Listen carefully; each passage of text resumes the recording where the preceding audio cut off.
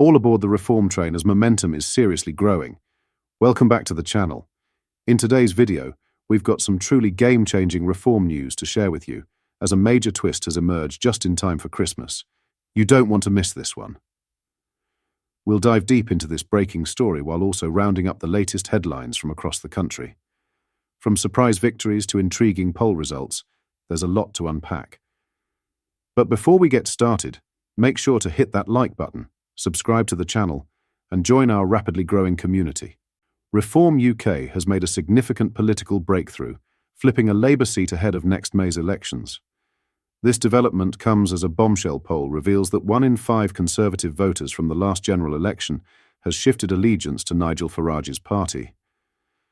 One of the standout stories of this seismic shift is Keir, an 18-year-old rising star who clinched victory in the Milton Regis by-election.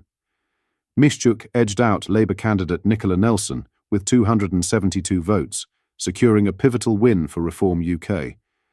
The by-election saw Labour's vote share collapse by a staggering 33%, leaving them with just 24.9%. This win is part of a growing trend of successes for Reform UK, ahead of the 2025 county council elections. Back in November, the party snatched a Wolverhampton council seat in the Bilston North by-election, unseating Labour in what many see as a clear warning sign for the opposition. Adding to their momentum, Reform UK came within just 10 votes of capturing a seat on Sheffield City Council during the Woodhouse by-election.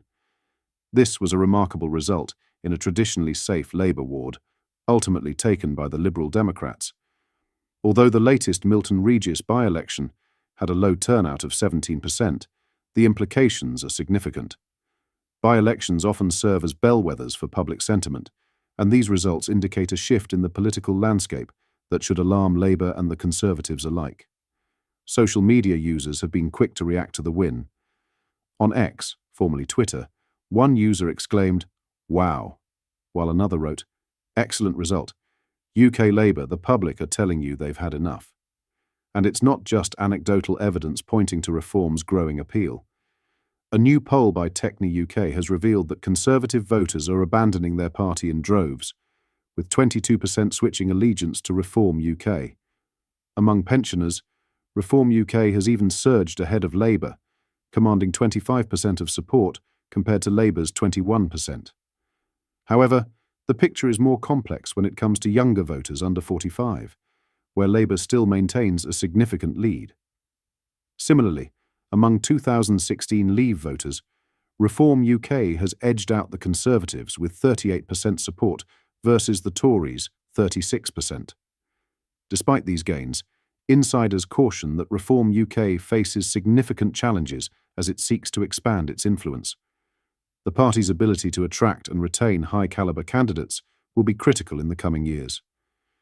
Former Tory veteran Tim Montgomery, who recently defected to Reform UK, emphasised this point in a recent interview. In the past, they've had issues with certain dodgy candidates slipping through the cracks, Montgomery explained. The party must rigorously vet candidates to ensure they don't end up with representatives who cause trouble after being elected. The hard work doesn't stop on election day. It's only just beginning.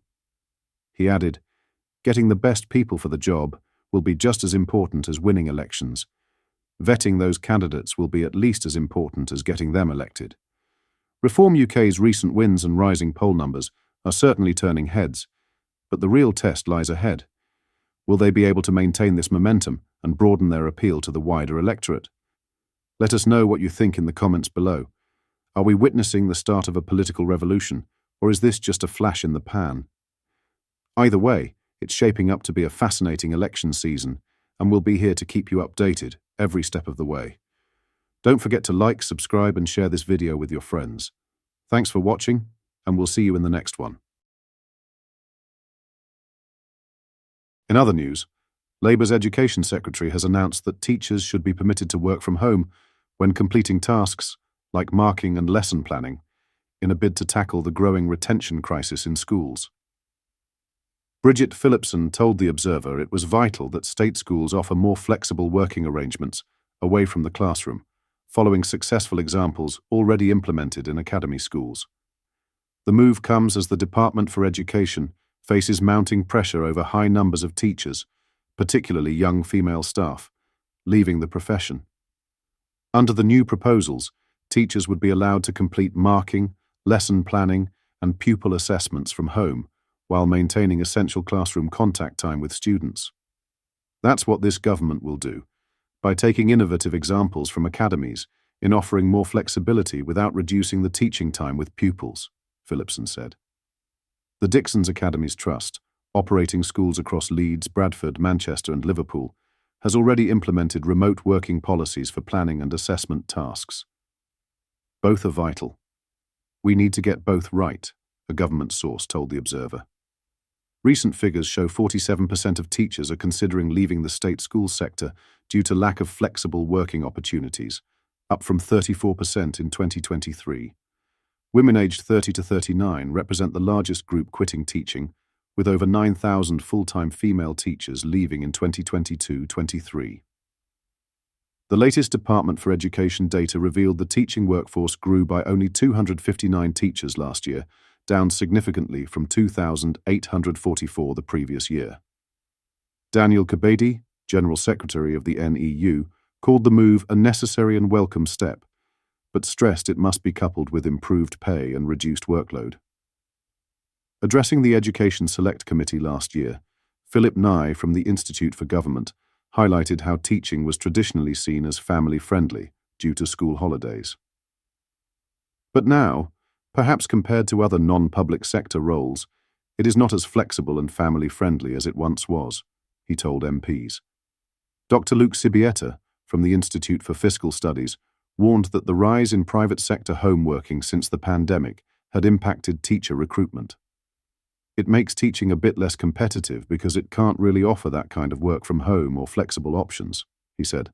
The new Children's Wellbeing Bill, introduced in the Commons this month, includes provisions for all non-academy schools to have the same flexibility as academies regarding teacher working arrangements. Head teacher Andrew O'Neill, who transformed recruitment at All Saints Catholic College near Grenfell Tower, has already seen success with flexible working policies. His innovations included allowing staff to arrive at 10:45 one morning per week. One teacher told me having a late start was a game changer for the end of term when everyone's exhausted, he said. In every other profession, we are happy for people to regulate themselves. Why does it have to be different for teachers? What are your thoughts on what we discussed in today's video? Let me know down in the comment section below. If you've not yet already, make sure you do drop a like on this video and subscribe to the channel for more British content. Thank you. Take care. Goodbye.